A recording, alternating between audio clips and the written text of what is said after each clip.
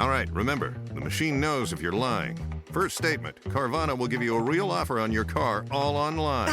False. True, actually. You can sell your car in minutes. False? That's gotta be... True again. Carvana will pick up your car from your door, or you can drop it off at one of their car vending machines. Sounds too good to be true, so... True! Finally caught on. Nice job. Honesty isn't just their policy, it's their entire model. Sell your car today, too. Carvana. Pickup fees may apply. Oh, Hilton stay, your beds are soft and cozy. No lumpy couch, no stiff futon, no shower line at crack of dawn. Oh, Hilton stay, a holiday you're saving. When you want holiday comfort you can count on, it matters where you stay. This season, enjoy spacious, comfortable rooms and friendly service when you book with Hilton instead. Hilton for the stay. This episode is brought to you by McAfee. Finish your fantasy lineup? No, but I'm joining this paid group chat with insider info. Dude, seriously? Forward it to me. Security alert from McAfee. That group's as legit as that knockoff jersey you're wearing. McAfee's scam detector is available in all McAfee plans for as little as $39.99 for your first year. Learn more at McAfee.com/online protection. Thursday Night Football is on Christmas night, and it's only on Prime Video. Wide open, touchdown! This week, the Denver Broncos and the Kansas City Chiefs meet in a Christmas night showdown. Has the league ever seen anything like this? Coverage begins at 7:30 Eastern with football's best party, TNF Tonight, presented by Verizon. Not a Prime member? Not a problem. Simply sign up for a 30-day free trial. It's the Broncos and Chiefs Christmas night at 7:30 Eastern, only on Prime Video. Restrictions apply. See Amazon.com/Amazon Prime for details. In Walmart Sue Newville, time was ticking away. Only a few nights left till the big holiday. But last-minute gifters had no need to worry. Walmart Express Delivery got their gifts in a hurry. From Nintendo to Nespresso and Lego Flowers, they could check off their lists in as fast as an hour. All of Newville, East, West, South, and North could order gifts up until 5 p.m. on December 24th. So this holiday, just do as the Who's do. With gift delivery this fast, they all gasped. From Walmart? Who knew? Subject to availability, terms and fees apply. Honestly, I had to look at the calendar when this news came in. I thought it was April 1st. I was like, there's no way. I thought it was old. I thought we went back in time. Eric Lewis reinstated by the NBA. Oh, okay. I've heard of him. Now, Maze, the Illumination out there might be familiar with Eric Lewis because we've done an episode about him until I realized, no, he might be one of the core members of the Illumination in terms of material. Eric Lewis is right on that Mount Rushmore on Basketball Illuminati. There was a saga. Yeah. The Eric Lewis saga. And I love it because it's hitting all the quadrants of all the things we like to do here. Officiating drama. Started with the controversial call, Lakers-Celtics. And then we take it to the social media streets. And we have an expose about Eric Lewis's burner account. And then finally, we're going machinations of the league. He gets banished, exiled. No, Maze, no, you got this all wrong. He retired. He did retire. Yeah, that's true. Tom. Amid an investigation, Maze, he retired in the middle of the investigation. Tom, they didn't suspend him. Tom, it's us here talking. You can open your third eye, buddy.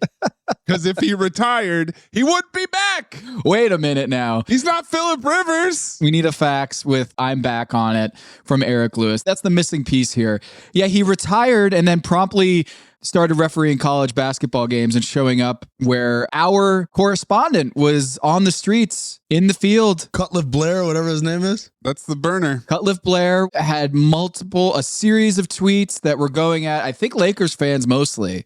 Yeah, he retired in the middle of the investigation and the NBA said this matter is closed. Farewell. We wish you well, Eric Lewis. And then he started refereeing college basketball games.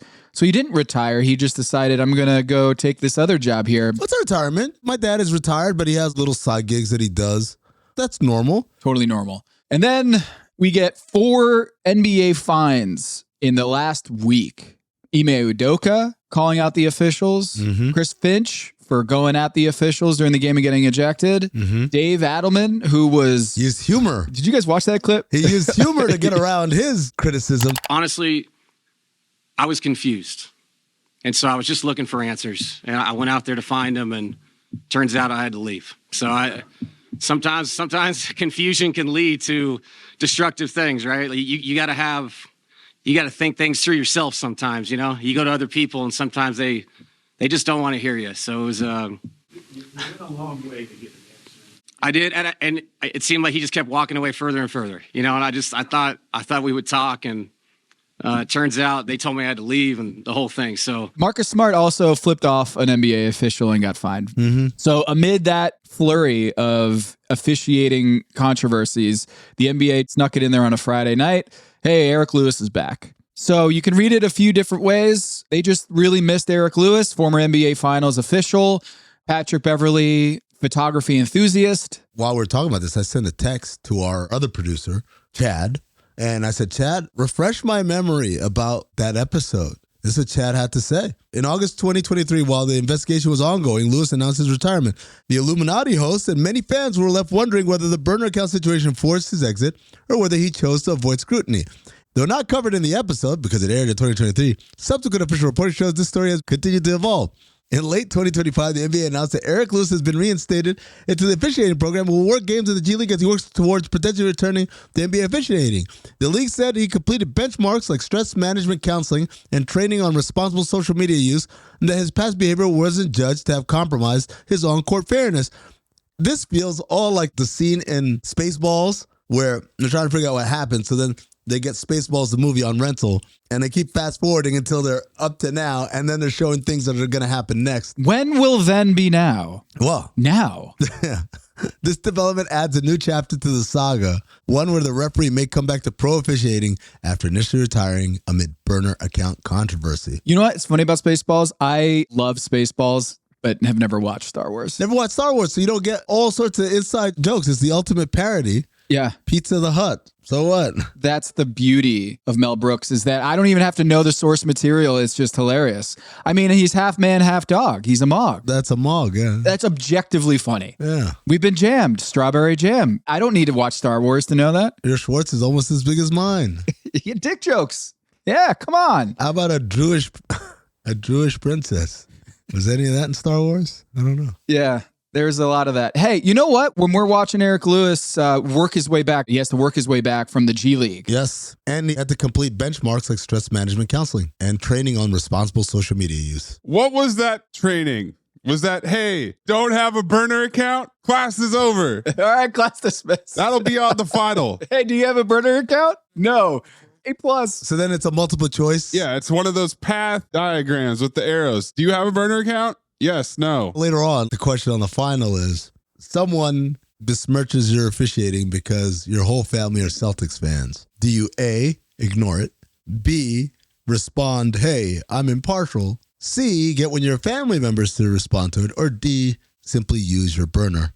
D, burner, like, oh. And then he gets zapped, sent back to the beginning. They keep having burner as an option on every question just to see if he'll pick it. Yeah. If you haven't listened, Maze, can you just tell everybody what those episodes are? Because if you haven't watched the saga, like I have watched many times, the Star Wars trilogy, and then some, there's a trilogy on Eric Lewis that we should probably mention. The Lil Joker episode from February 1st, 2023. Then the follow-up, What About Bob, May 31st, 2023. And finally, Screwy Lewis in the News, June 9th, 2023. That's my favorite. 3 months later, Eric Lewis retired and vanished into the wind. What happened? But then we found him. He's back. The Rapture. Eric Lewis has risen. My assignment. Uncover why the association inspires more conspiracy theories in volume and salience than any other U.S. sport. You've heard of the Illuminati. The truth is out there, but so are lies. Your eyes can deceive you. Don't trust them. The NBA has always been controlled by about 8 people. Denial is the most predictable of all human responses. If you're only using 10% of your brain, you don't even know that you're using 10% of your brain. The NBA Illuminati. If coincidences are just coincidences, why do they feel so contrived? The Illuminati. But you start to follow the money, and you don't know where the it's going to take you. It is unspoken. They have influence among other players. The NBA Illuminati. I don't have time for your convenient ignorance.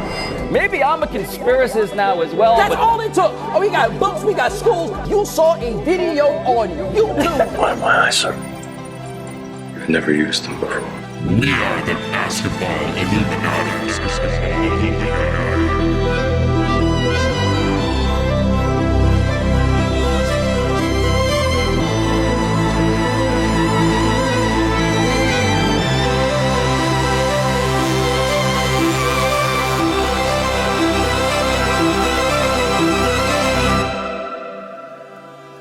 This is Basketball Illuminati. I am Tom Haberstroh, and as always, I am joined by the five-star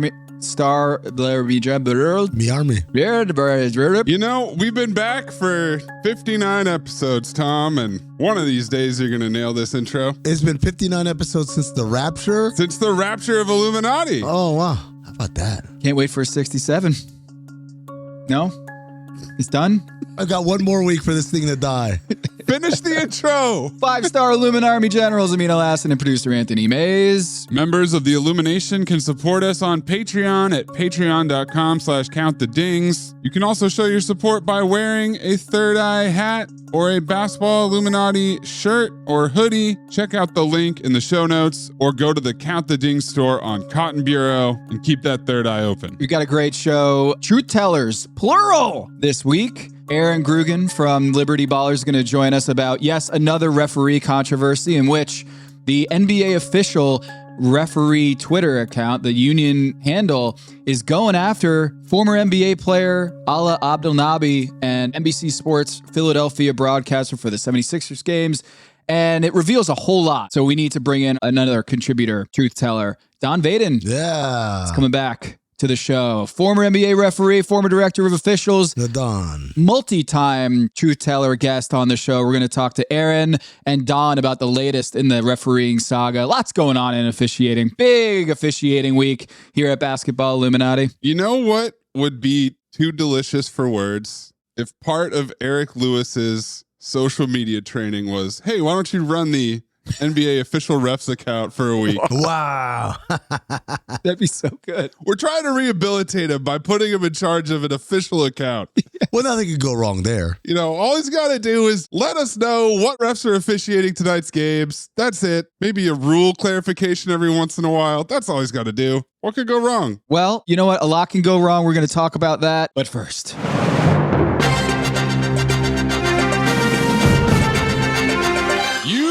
listening to The Agenda with Amin Elhassan and Tom Haberstroh. I wonder if Chad GPT, our guy Chad, our producer, if he could come up with a solution to solve the NBA's tanking problem, would these three provisions pop up? Should I ask Chad, hey, how would you solve the NBA's tanking problem? Give me three provisions to solve the NBA's tanking problem, because the three that I have here from the NBA, according to Shams Charania, they're in talks to implement some sort of tanking, anti-tanking provisions in the NBA system. One is pick protections only for top four and lottery protected. So it can't do top 8 or top 10 that we see a lot. And then there's no top 4 picks in consecutive years. And the third one is locking lottery positions after March 1. So instead of tanking for the last month, they're going to tank midway through the season. Actually, for the entirety of the season. You got to get a nice, healthy head start there. Can I ask a question if it pleases the court? Yes, Chad? Does the NBA have a tanking problem? Oh, yeah. Yeah. We do? Yeah. Are we sure about that? I'm sure. Why do you say that? Because every year we're trying to fix it. That's not the question. Oh, sustained. We could be saying, hey, every year I'm trying to lose weight, when in fact I am not overweight. That doesn't mean I have a weight problem because I'm trying to lose weight every year. It means I have perceived that I have a problem. I think the NBA has rules dysmorphia on this one. Ooh. Wow. We don't have a tanking problem. We haven't had a tanking problem since the advent of the play-in tournament, because the tanking problem was that teams would figure out early on within the season, this ain't happening, boss. We're not getting to that 8 seed. Circle the wagons, play the young guys, trade the vets, and let's get some ping pong balls, right? That used to be the way. Are there teams that on October 15th already know that's the strategy of day one? Yeah. In which case, none of those solutions actually really address that. You could say, oh, no back-to-back top 4 picks, but all right, so give me the 5th pick. The odds have been mixed around so much. We've seen a bunch of teams drop out of the top 4 anyway. So that's not really a threat. The whole thing is, let me get the highest pick possible, given that my season is not going anywhere. But the advent of the play-in tournament has allowed teams to either rightfully keep hope alive or delude themselves into thinking hope is alive. And so they make deals or they hold off on making deals and they try to compete as long as possible until it becomes obvious I can't even get to the 10 seed, in which point they give up. Look, Dallas is the 11. They're still clawing. I don't think they should. I think they should wave the white towel. Utah is the 12. They're still kind of clawing, although it's less clawing lately. Larry Markkinen has injury management days. Okay, sure. Yeah. Meanwhile, the Clippers and the Pelicans, 2 of the worst teams in the league, are not tanking. They're just playing bad. How do we know? Because they don't know their pick. They got to try to win as much as possible. Milwaukee, same thing. We're still getting effort. If you ask me what teams are legitimately tanking, I would say Indiana, and they got off to a horrible start with all those injuries. They hadn't. Would they feel the same way? Probably not. But at this point, sure. I would say Washington, because they're just bad. Brooklyn, for sure. You draft 5 first-rounders and you keep them all.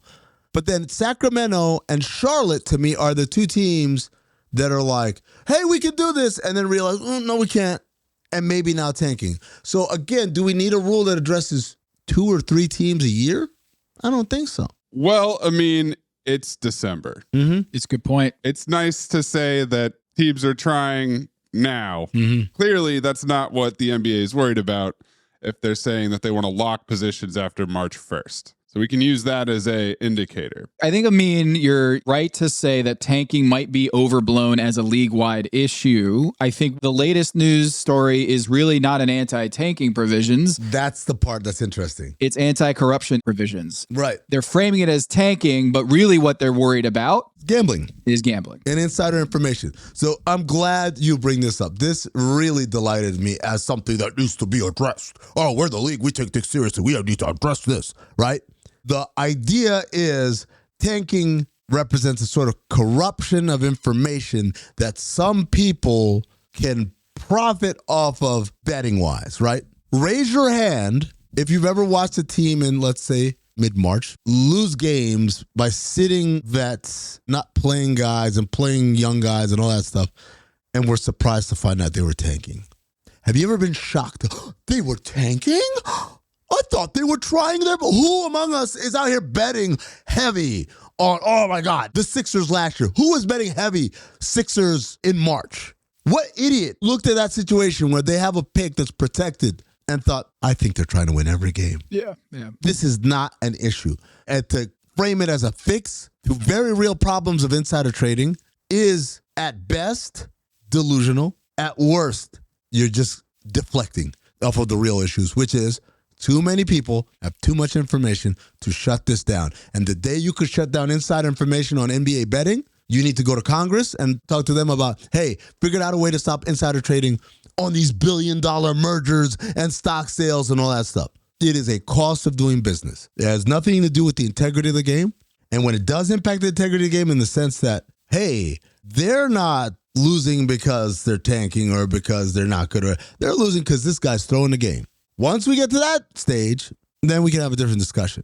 But if all we're talking about is the general operation of NBA teams towards the end of the year, this is ridiculous. I'm surprised that you're going with the anti-tanking line is overblown, because you are maybe the foremost proponent of kill the draft altogether. Yeah. And you would, I think, have a much more pure system of we're trying to win every single game, because it doesn't matter where we end up in the standings.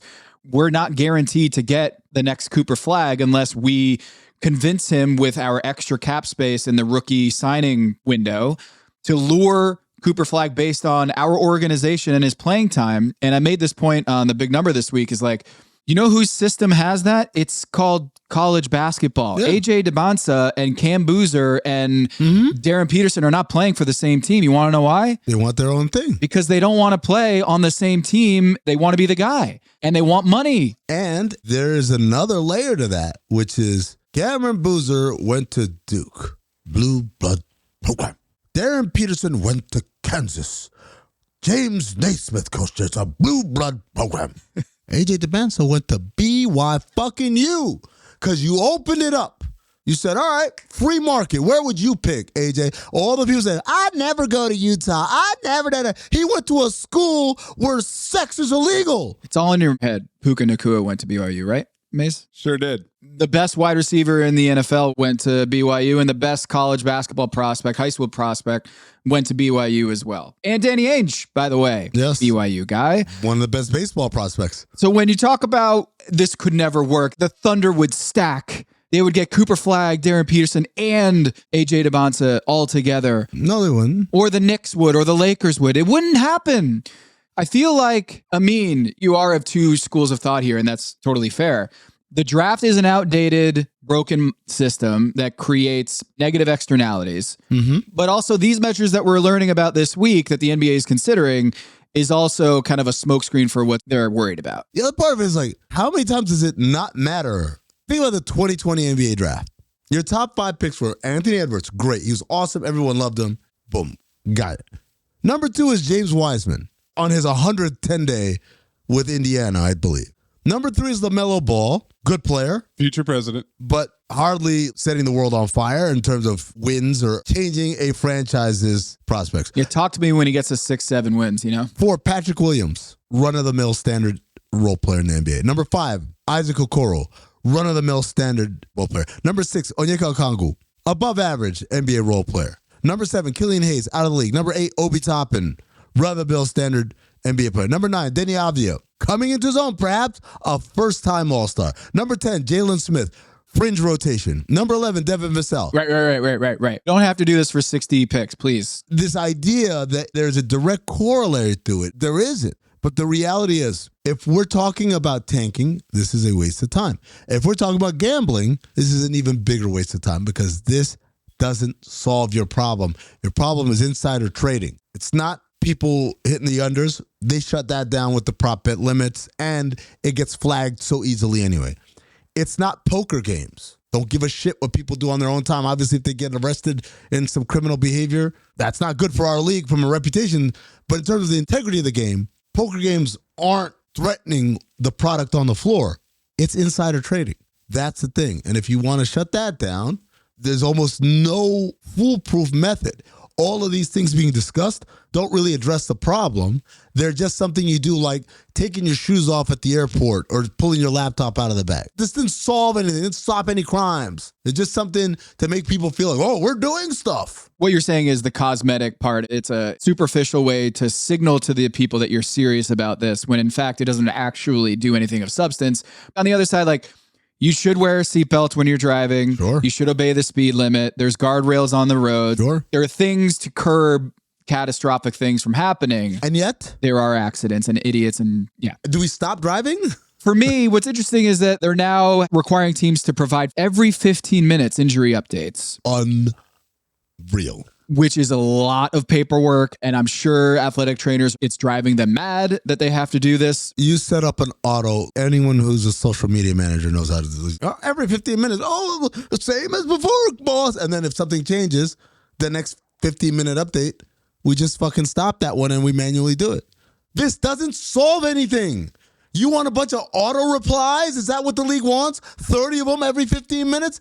Good luck to whoever's job that is. But isn't it the rule that you want is that as soon as a player has any sort of inclination of what he's going to do, then he has to report it every 15 minutes? Because isn't that the issue that we're worried about? Is that if the player knows he's not going to play that night, that they're going to talk to the team and say, hey, my ankle hurts or whatever it is, I'm not playing tonight. Because that really is the breakdown of when do the players and their friends know about playing statuses and when does the team know? Mm-hmm. And I don't think the team can really, I don't think the league can address that gap in information. Tom, do you think this ever happens? Player, hey, trainer, it's 8 a.m. My back is still really sore. Trainer, all right, we'll do some treatment, da-da-da.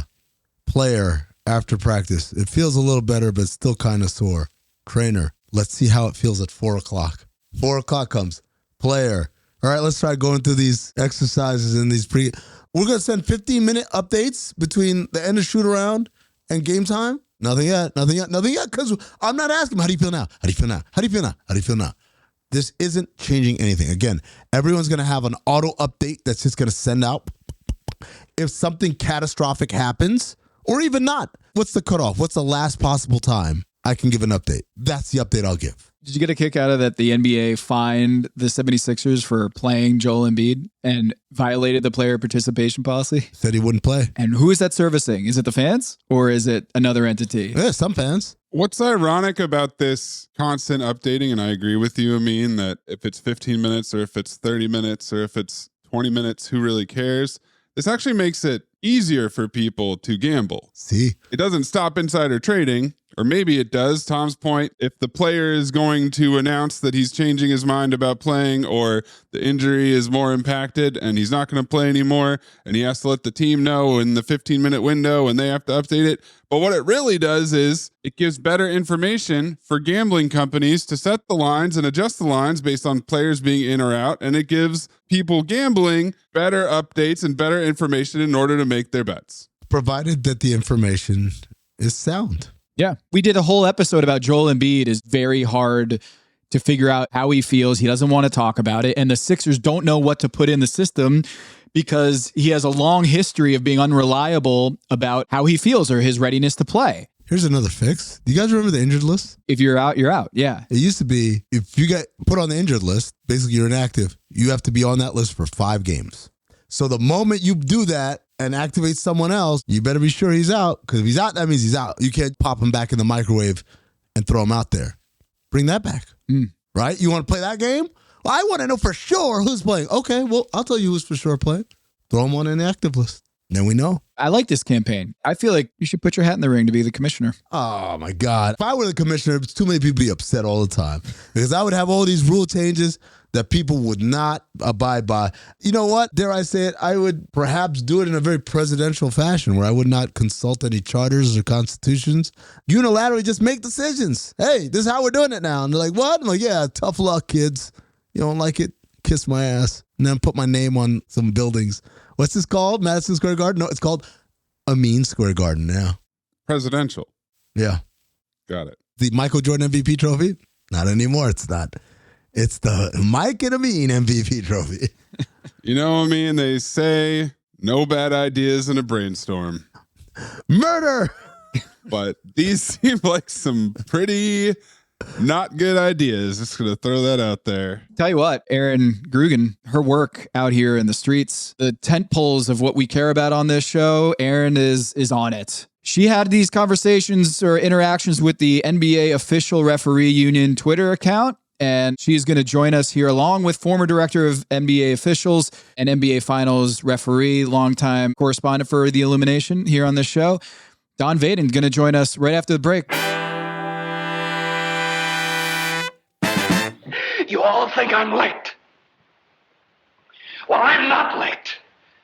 And I'm going to stay right here and fight for this lost cause, even if this room gets filled with lies like these. And the Taylors and all their armies come marching into this place.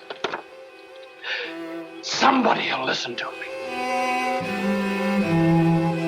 There's no better way to overpower a trickle of doubt than with a flood of naked truth. But the complexity and the gray lie not in the truth, but what you do with the truth once you have it. What is true and right is true and right for all. You and I both know that that's just not the truth. You can't handle the truth. It's too messy. Keeps them up nights. I'm here because in the end, the truth is worth the risk. Speak a little truth and people lose their minds. I'm a grown man. You can tell me the truth. Why is it people who want the truth never believe it when they hear it? So you know what I'm going to do? I'm going to do something really outrageous. I'm going to tell the truth. All right. For our Truth Teller segment today, we got 2 Truth Tellers with us, Amin. Yeah. It's a very special occasion. I'm really excited for this one, man, because, you know, when you see something on the internet and you're like, huh, and then you like do a little digging and it's like, yeah, that's a great point. Like, why did that happen that way? And so we get to have both the person who kind of wrote about this and really brought light to it, and we get to have someone who is an official who can break this down for us dummies, how the rule book is written and what does it actually mean. Right. So we have Erin Grugan, who is a reporter for Liberty Ballers, the SB Nation, Philadelphia 76ers site that is one of the best that you can find in the NBA sphere. So this isn't just some random person on Twitter got upset about the way the game ended. And we have over here on the other side is Don Vaden, who's decades as an NBA official, former director of officials, now part of Refology. And you're a consultant to NBA teams and players and broadcasters. Might get into that later. Don, Erin, thanks for hopping on with us. Sure. Thanks for having me. I want to just put the backdrop for everybody because I don't think I came to this story until like Tuesday, maybe Wednesday, but everything transpired on Sunday where the Atlanta Hawks are playing the Philadelphia 76ers, and Tassine said a little bit, this is not just a random game. This outcome in this game could decide seeding down the road because as we're taping this, the 4 seed and the 9 seed in the East are separated by 1 game in the standings, and the Sixers and the Atlanta Hawks are in that mix. So it's a very contentious game, and it came down to a very controversial call. Erin, can you kind of put us in your shoes as you're watching this game on Sunday? What are the emotions as you're watching this inbounds play? Well, yeah. Describe the play first of all for the people who haven't seen it. Describe the play and then tell us. We're in the last few seconds of the game, and Atlanta has a 1-point lead. They are able to. They have the inbound on their side of the court. As we all know, you can inbound to the backcourt directly. They don't exactly do that. They inbound to Alexander Walker, who is cutting towards the backcourt, catches the inbound pass, takes about another step and a half, and then dribbles into the backcourt. And this is not called as a backcourt violation. In fact, the time keeps running for another second or so before VJ Edgecombe is able to grab him in the backcourt and a foul. The Sixers end up losing this game. As I'm watching it, along with seemingly everybody else on Twitter, including in the game broadcaster Ala Abdel Nabi, which we'll get to, thought this was a backcourt violation. Nick Nurse thought it was a backcourt violation. Not how it was called on the court, and the game ends up with a Sixers loss. So it was a weird situation that we were very curious to see what the explanation was afterwards. Yeah, and I don't think it's just the Ala who said that or Nick Nurse thought that. I remember seeing I think Vit Krejci, he actually on the court, the Atlanta Hawks wing, goes like this.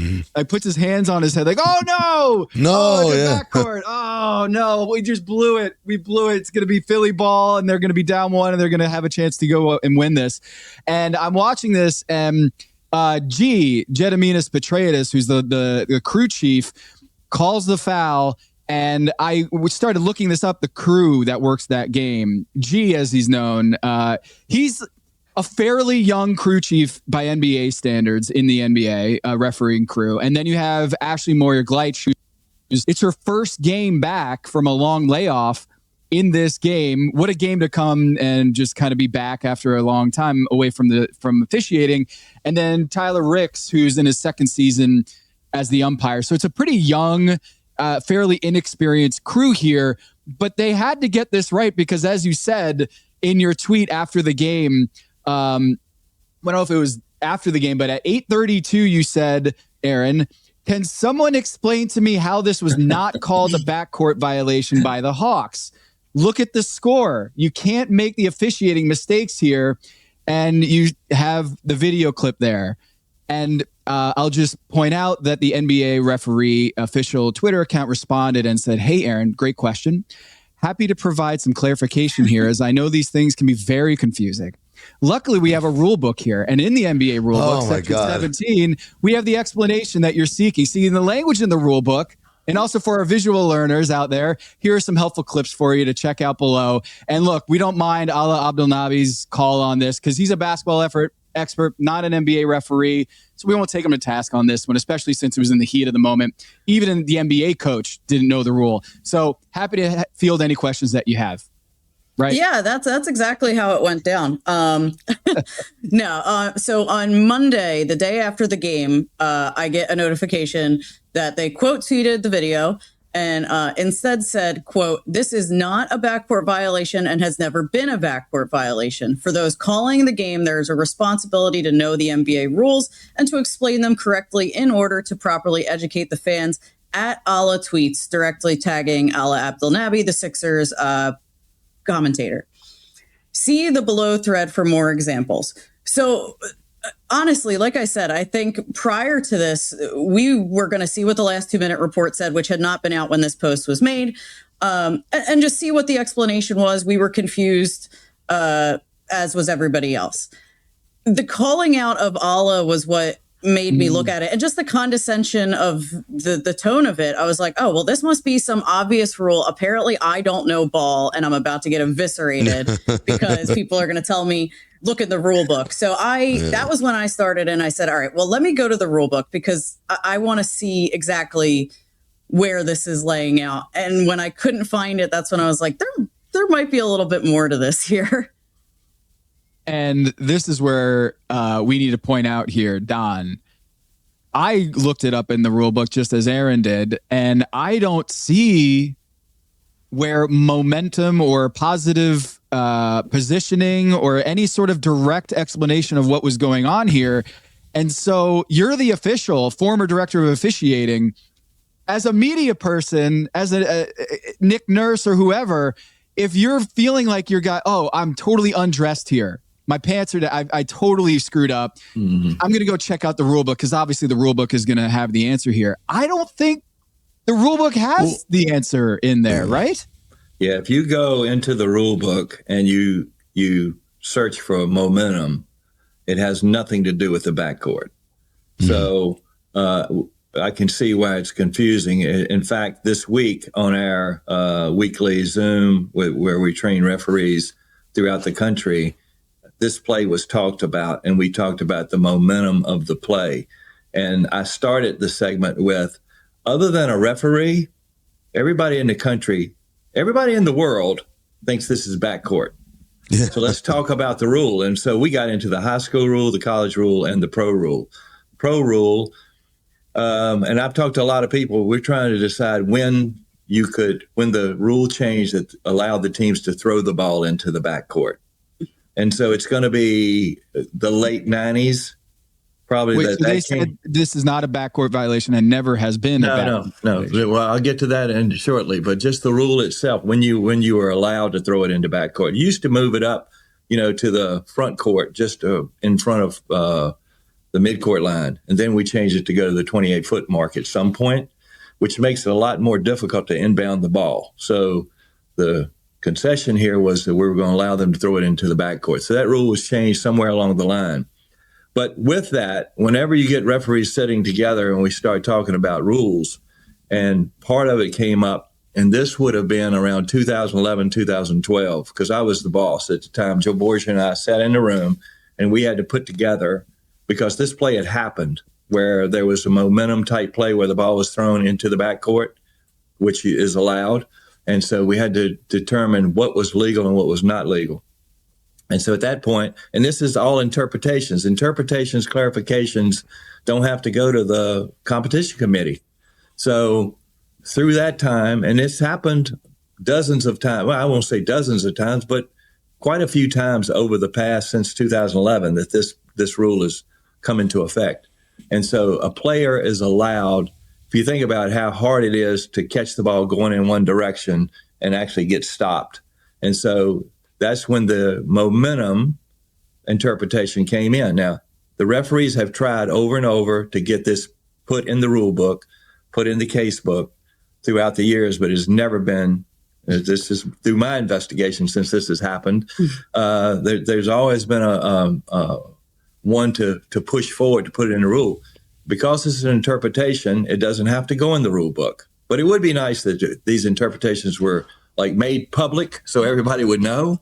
And so if you look at this play that we had the other night, his momentum is taking him into the backcourt. He catches the ball, gets 1 foot down, his second foot goes into the backcourt.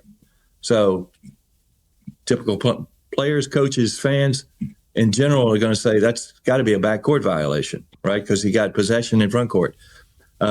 But his momentum, even if he gets 1 foot down, 2 foot down, 3 foot down, he can still go into the backcourt if his momentum is taken in that direction. So that's, again, is the interpretation. So kind of gives you a history of the timeline there. So I don't know if that helps this or not. It does. It explains it, Don. But I do have a couple of questions. Question number one.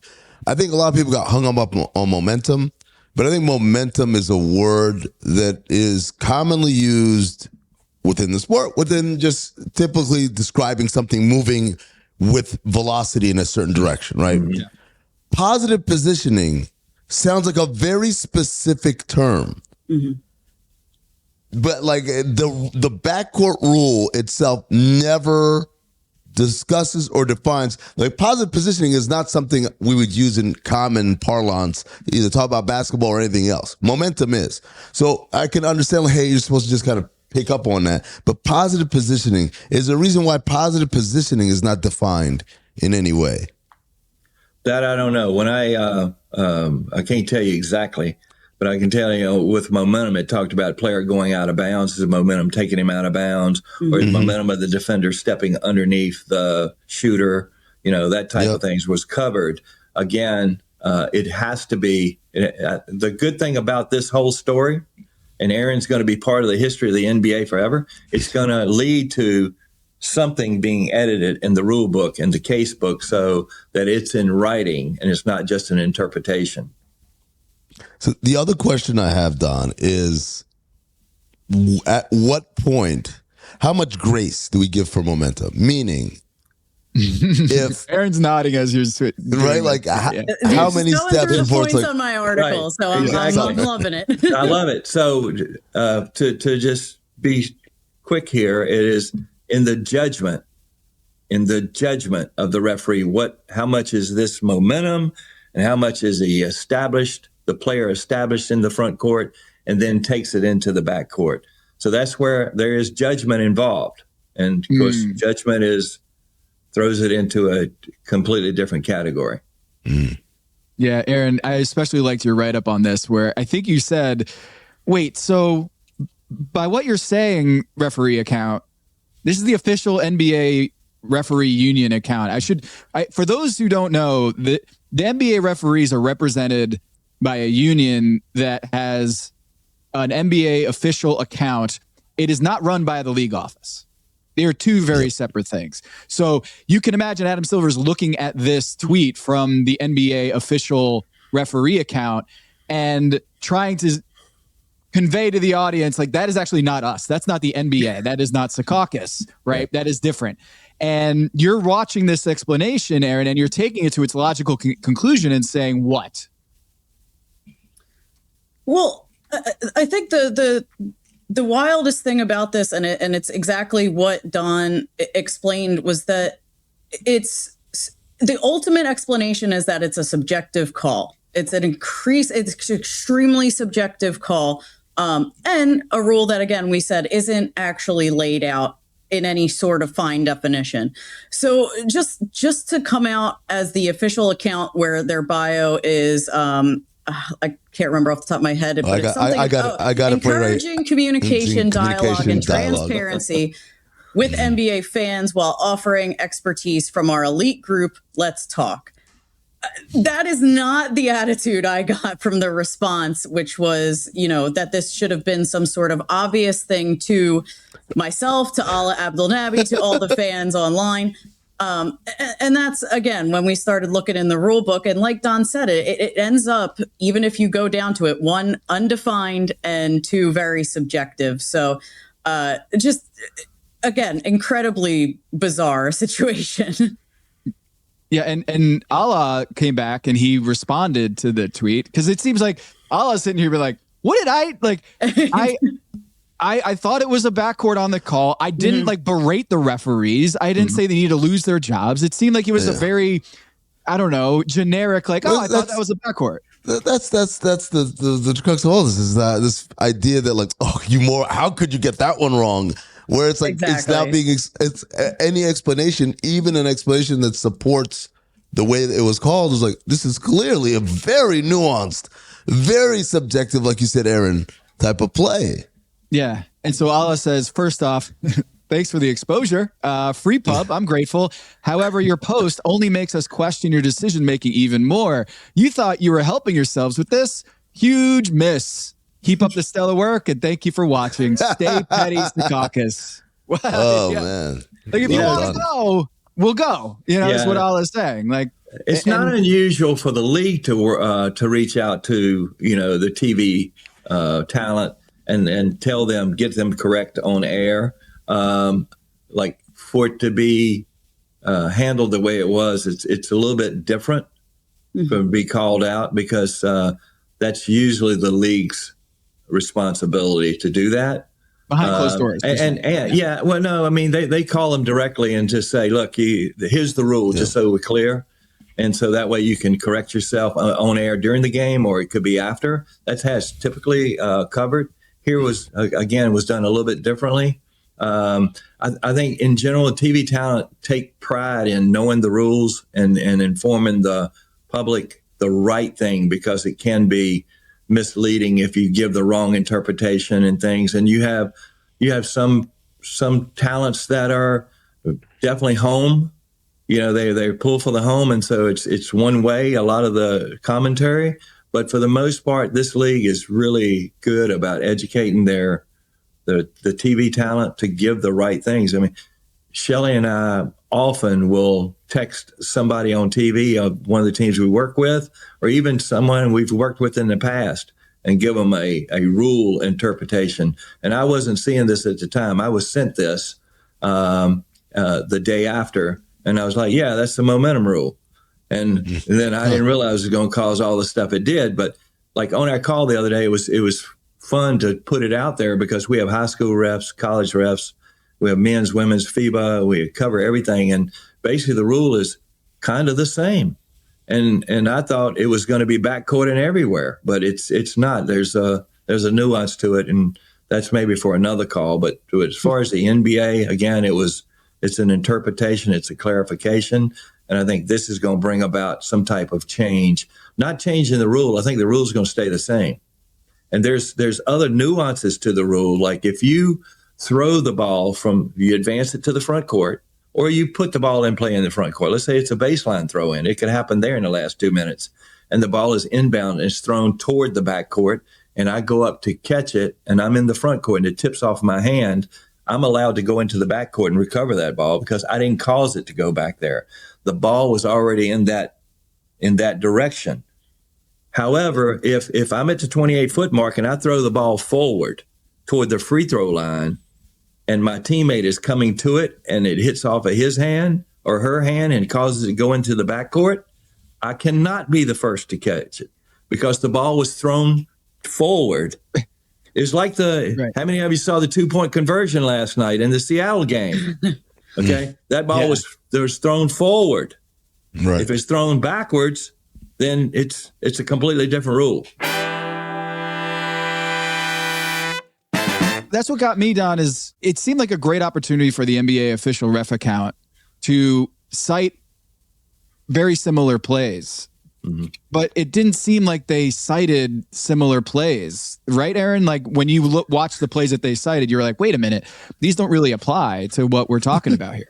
Well, yeah. So that was the other strange thing, is that it says, see the thread below for more examples, plural. So I was expecting to see, okay, I'm about to get beat to death with, here's this play 12 times and you have this wrong. Not exactly what it came out to be. What it actually linked back to was just a text-based tweet from April 25th. And that goes back to that playoff game between the Knicks and Pistons that Don alluded to earlier. This is a explanation saying that they called a play with the momentum rule that is not in the rule book, based on this rule that if it's in the last 2 minutes of the fourth quarter or OT and the momentum takes them into the backcourt, it's not a backcourt violation. Now, there's no video attached here. I actually had to go look for the play. The play from the Knicks game is a little bit closer to where I understand that subjectivity, because Jalen Brunson catches an inbound pass and he has 1 foot on the backcourt line. The ball is basically hovering over the backcourt line, and he goes into the backcourt with it. That to me is a lot different than somebody catching a ball at their chest in the front court, with the left foot down, stepping with the right foot, and then going into the backcourt. That's where the subjectivity of this momentum, what's momentum versus I'm running in that direction? That's a whole different question that I brought up. But both of these plays, they trace back just to a play where it is the Domantas Sabonis. Yes. A ball, not in the last 2 minutes of the game. It's the end of the second quarter. And the ball is tipped away from a defender into the backcourt. He goes and gets it, takes half a step into the backcourt, going horizontally along it, not directly across it, just kind of takes half a step backwards, and brings it back into the front court, and it's not called a backcourt violation. To me, I don't understand how this is a reference to either the play in the Knicks-Pistons game or the Sixers game, but it was used as a reference for both. It's the only video in the thread, which only made me more confused, which again is why I said, okay, I am obviously missing something here. I need to dig into the rules. And that's where my confusion on the terms kind of came up. I think the play that we had the other night in the Philly game is the furthest I've ever seen a player take that step. It's almost like he knew the rule. And I doubt if he did, but I think it was that type of play where he gets his first foot down and his second step is way long to reach forward to make sure it's in the backcourt. And again, I'm not sure he actually knew that, but it was really a hell of a move on his part. Well, it's funny you say that, Don, because some of the responses I got were, okay, well, now if I know this going forward and I am trying to avoid being fouled and run out the clock, I'm taking that pass, getting it as close into the front court as I can, just taking it really quick, and I'm running the other way. And I'm running out into the backcourt and avoiding that foul because by the subjectivity of that, and you said earlier, it can be 2 steps, it could be 3 steps, it could be this or that. I'm taking that pass from the inbound, and I'm running in the opposite direction to dodge that foul and hopefully run out the clock and win the game. Yeah. Or it could change the team and quit throwing the ball at midcourt like that because it puts them in such a tough position to start with. Throw it into the backcourt. So, Don, I got a question for you. Had that call been called a backcourt violation, do you think that would have been an inaccurate call? I see the justification of why it was the correct call, but had it been the other way around, had they called it or reversed it or whatever, would you have thought, oh man, you guys got that one wrong? Yes, it would, and it would be in the last 2-minute report that this was an incorrect call because the momentum of the offensive players allows him to go into the backcourt. All right. Now, you said earlier one of the tough things is getting it written in paper. It's an interpretation thing for now, but you guys have been fighting to get it into the written rule book. Who are you fighting against when that happens? I mean, what are the powers that be, and what is the justification on the other side of the argument? Say, no, we're not going to write that one down. You guys just interpret it. Like, I don't think it's ever been that important. That's the reason why I think Erin's play and the way this is being handled will bring light to it. It has to go through the competition committee, and they have to okay it because it's now becoming part of the rule and no longer an interpretation or clarification. Therefore, there's a lot of steps to go through to get it in. And this would have to be done probably during the off season. It would have to be a priority. Usually, as we used to say, if it happens in Game 7 of the NBA Finals, then it will cause a change in the rule. And so there's a couple of rules that are obscure over the years. The basket interference, the ball, on the rim or the ball above the rim and in the cylinder type thing has always been that way. But this one has always been a concern. And as I said, the referees have always pushed to try to get something in the rule book, and it just never has made it. So I should say that Bob Rathbun, he's one of the best play-by-play guys in the league and most tenured and knowledgeable commentators we have in the NBA.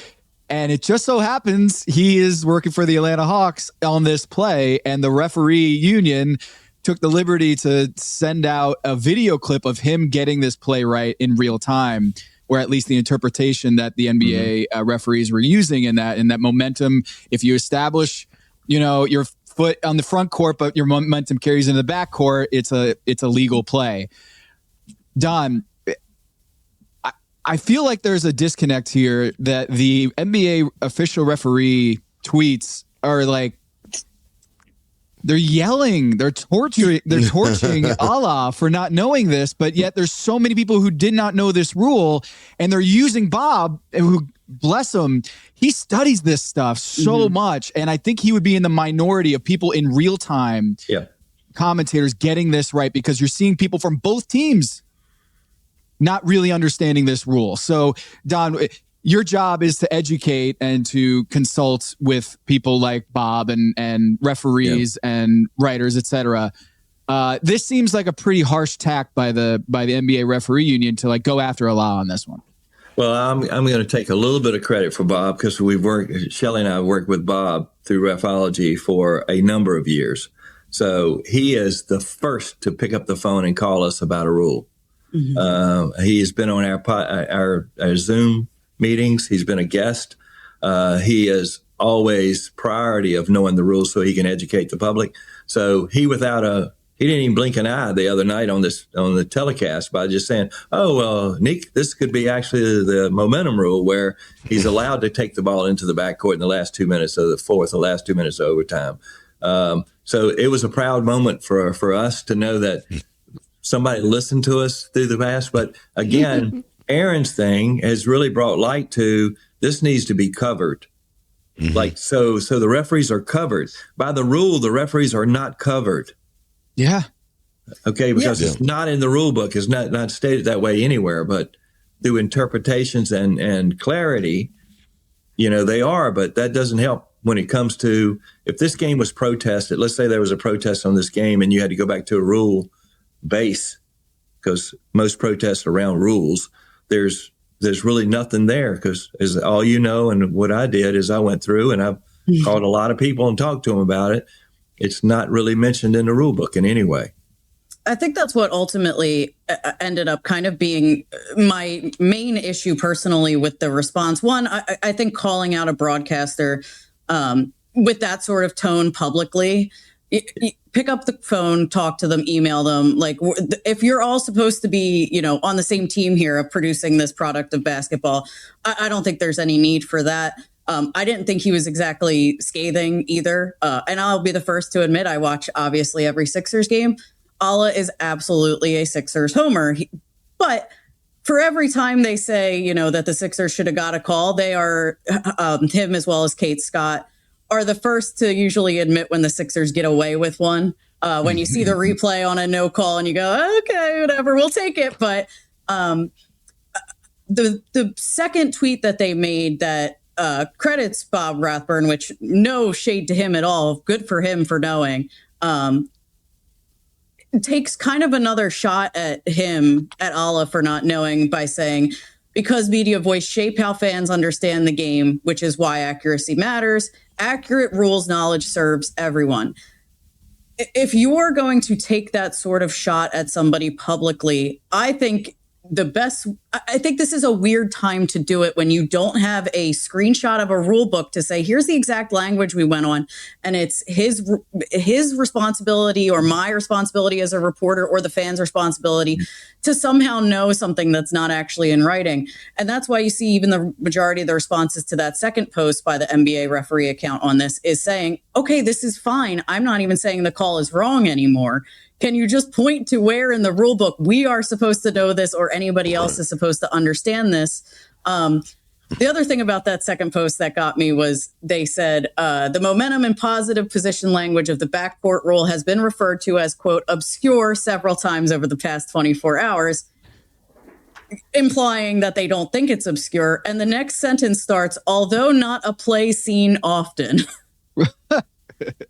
Yeah. So I think it's a multifaceted issue where it is no longer about, I don't know if it's a backcourt violation. I think it could have been called either way at this point, now that I understand the the subjectivity, of the rule, and been understandably correct or incorrect based on your opinion. But just the way that this was handled, this specific rule that doesn't have it in writing. I think it was just a bizarre time to take this level of tone. Yeah, I was gonna say the big thing for me is that was the first thing I thought about, Erin, when you said it. Is just Allah's not a homer. Yeah. Like he's like if we had a spectrum of like from Tommy Heinsohn to like like Allah's actually like one of the most level-headed kind of very, very middle of the road, I would say, when it comes to calling the game. So that's the part that shocked me. Erin, when you post this, what has been the response both in Sixers media and nationally? Did you expect to get swept up like this? No, I really didn't, because it's funny. Like I said before, Monday we were waiting for the last 2-minute report. We were very curious just to see what rule they cited and just what the explanation for the call was. But the post from the NBA referees account comes out, and the last 2-minute report isn't out yet.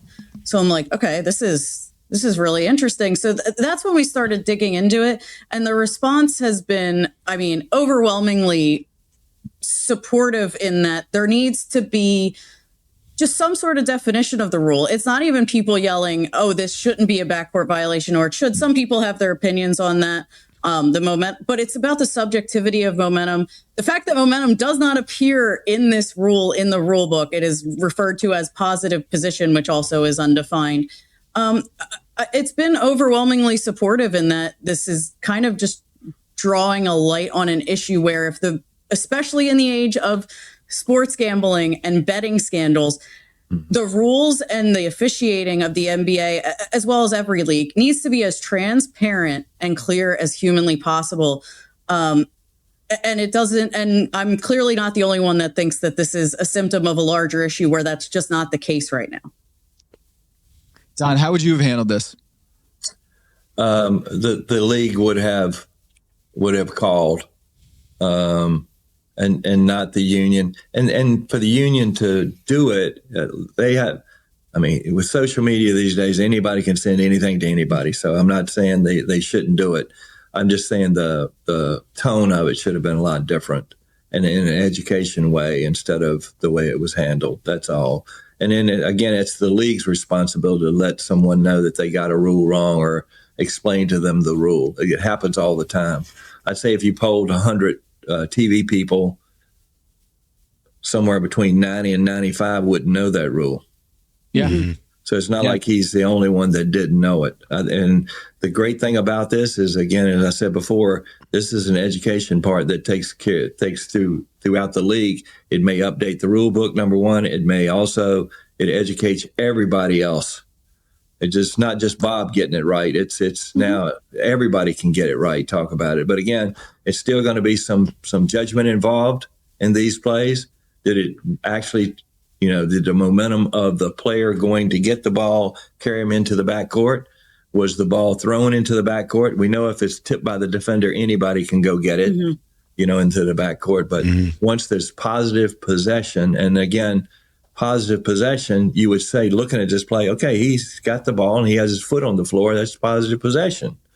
But momentum is a funny thing, and it's interpretation can be a lot of different interpretations. Yeah, it's funny because I think a lot about the gather rule and how like maybe 2 years ago people were going nuts like that's a travel. And now it seems like more people are understanding, well, not until he gathers the ball, and then he's got 2 steps after that. And I think because of that, because just kind of continuing to talk about it, not in a condescending way, we've arrived at a place where some people, I know one of my buddies is Gabe Goodwin, who's a producer. And he sends me these clips all the time. He's like, you tell me that's not a travel? You tell me that's not a travel?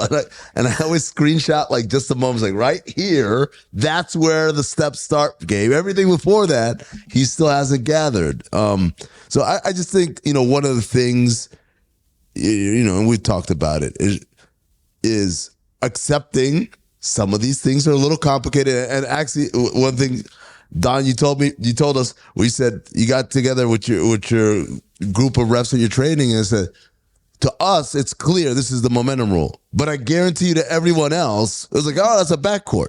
And just understanding that, like having that level of nuance and self-awareness of knowing, look, the rule's the rule and that's fine. But some of these plays to the naked eye and to the untrained eye may not appear that way. And then the second part is what Erin was talking about. Show us the part of the rule book that you're talking about that we've overlooked, and show us if you can add a video example, that's even better. But you know, the education part, I think of it is, and it sucks because referees, you guys catch all the shit all the time, right? Yeah, I like. There's a part of me that understands why the reaction, because it's like if you have to hear this shit all the time, you get snarky in it, right? But there is a kind of a demand for patience with all of us dummies with a microphone or a camera in front of us, or you know, a written piece, and so I don't know how often you guys. Yeah, but like they're trying to build trust with the community, especially in the sports gambling and all this, that you want to build trust with the audience so that when things like this come up, you can be like, you know what? I trust that they're all about the right things and they're about education. But Erin, I don't think you feel more confident in the NBA referees after your interaction and your experience in this, right? Like based on their response. Yeah, I mean, that's I think the main problem is if they had come out on Monday afternoon, even before the last 2-minute report, even with the same videos that, you know, are kind of applicable, but not really, and said, you know, okay, we're seeing a lot of responses to this. It is a subjective thing. Momentum obviously is not clearly defined in the rule book because it is subjective and up to the judgment of the refs. It's not a play seen often, which is something they say later on. And just say, you know, we want to explain this because we're seeing a lot of questions about it, even on broadcasts. And it's fair because it's not a play that is brought up often and it's not in the rule book. If you say something like that, I think the question still arises of why it's not clearly defined in the rule book, but the response isn't nearly as volatile across social media like we saw. But it was just that sort of tone of talking down, like you should understand this rule that's not in the book. It's an unwritten rule, Erin. It's an unwritten rule. It's not written in the rule book. An unwritten rule that is even admittedly even when you put it into a sentence of, positive or positive positioning, or you replace that with momentum carries him into the backcourt, there's follow-up questions and understandable ones. I don't think it's unreasonable for me as a reporter or a fan or a broadcaster to ask, okay, momentum because the ball is going into the backcourt and I'm trying to grab it and save it is one thing. It's another thing that if momentum is me catching the ball and then taking it that direction. I think there's a lot of questions that can be asked about this specific rule. But it really just became not about this play anymore. And it became about their response to it and how they are talking down to broadcasters and fans and media members and saying that you should understand something that's not written down. And I'm sure this is not, as Don said, the only thing that is not clearly defined in the rule book. It just happened to come up in a very crucial moment of a game, so it got noticed. But I think that's a symptom of a larger problem. Yeah, I think I'd like to think that this is going to be over, Erin, and we're not going to hear about this again. But like I said at the top, this is a huge play that could decide a lot going forward. Oh, absolutely. The Eastern Conference is, like you said, it's going to end up being decided. Massive amounts of seeds are going to be decided by single games, or I'm going to say a handful of games between the 3rd seed and the 11 seed by the end of the season. I would not be surprised with the way the East is going. It shouldn't take something like that to raise the awareness, but I think it's a good thing that it does because, you know, maybe you don't have this happen in the playoffs again. I'm surprised that there wasn't more discussion after watching the Knicks and Pistons play, which I admittedly did not remember. But again, that one at least was a little bit closer where it's Brunson's momentum of him trying to catch the ball in the air takes him over the line. You know, just a lot of lack of clarity and transparency, which I think is the exact opposite thing the NBA needs right now. Erin, if this, as Don said, this kind of whole thing leads to it getting put into print, would you want it? What would you want the unofficial name of it to be? Would you want it to be Erin's Rule, or would you want to be the Grugan interpretation? What would you want it to be named? I don't want to read the rule book anymore. No, I'm just kidding. But it is so funny because I went through the rule book and I was using the search terms and I was trying to find it. And I'm like, okay, now I'm asking other people, is the online rule book the full rule book? Like, is there a full rule book somewhere that I'm not getting where they have this rule and they're going to get me with it? Here. Yeah, exactly. That'd be great if they're like, hey, you haven't checked the secret rule book, Erin. PDF that's actually 7,000 pages. Yeah. That's what I was expecting. So I was like, this has to be somewhere. There's no way it's not somewhere. No, I would just like it to be a little bit more clearly defined. If it does end up in print, maybe I'll frame it and put it on my desk, something like that. But I hope to see it, like Don said, enter those conversations because it is a larger issue. No, it's look, again, I think if it's the Erin rule, the Grugan rule, whatever it ends up being, I think it's important to know that this all kind of had a big play in changing, at least putting it in print. Back when we started grading plays at the league to give, to make sure the referees were accurate, we had to go in and redefine the gather. We had to redefine what was legal on screening, verticality, all those things. Shelley was she helped me. Shelley Rusty you're talking about. Yeah, Shelley Rusty with refology. We sat down, we went through the rule book and we had to redefine because referees had to be supported by the rule. And so when we talked about firming up, not delivering contact on screens, gather could be hand underneath, 2 hands on the ball, a cradle, all those things ended the dribble. Whereas college now, they have continuous motion is a big thing now, and they talk about like momentum. Yeah. So when does the dribble end? They don't use gather, but when does it end? So there's so many different things. I think for referees today, when you start out and there's so many rule differences, it's hard enough to referee games and call fouls and violations, but when you have a different rule set, the confusion it causes with the regular fans. I don't care if it's CYO in Oakland or if it's or Walnut Creek or wherever we're doing our CYO stuff, to college basketball, to FIBA, to NBA. The rules should be the same or as close to the same as possible, and not have all these nuances that confuse everybody. I feel like, Don, the referees should want it in the rule book, right? So that they don't have to deal with this BS. I was just going to say the same thing, that it benefits them as well because, for better or worse, this game was in Atlanta. If they make that call in Philadelphia, I can't imagine what the fan reaction would have been. It's a benefit to the referees to be able to say, no, here's the exact rule. And I understand that it's obscure and that it's understandable fans don't know it, but this is why I called this the way I did. And then everybody could go, oh, all right, so we're the dummies. That's fine. Whatever, and move on. Yeah. No. Yeah. Well, at the very least, Erin, now you have Don's contact information. So next time something like this comes up, you can reach out to Don for any clarification. Oh, I appreciate it. Anything that saves me from searing my eyes looking into this rule book, reading every word, just in case the search isn't working. No, I appreciate it because I think that's what most of us want as reporters, as broadcasters, as fans. We just want to know why things get called the way they do. It's just about the education of it, for sure. Yeah, that's the refology hotline. It's always open. Yeah, for those who are listening, he is wearing a Refology shirt, which you can watch on YouTube. By the way, anyone listening to this, you can watch our show on YouTube. Don, Erin, that was really fun. Thanks for doing this. And I am now, I feel like I've got a PhD in momentum and positive position. You'll never forget those terms now, trust me. That's right. Liberty Ballers. You can find Erin's work at Liberty Ballers and also Erin Grugan on X, ErinGrugan. And Don Vaden from Refology. Thanks so much, Don. You got it.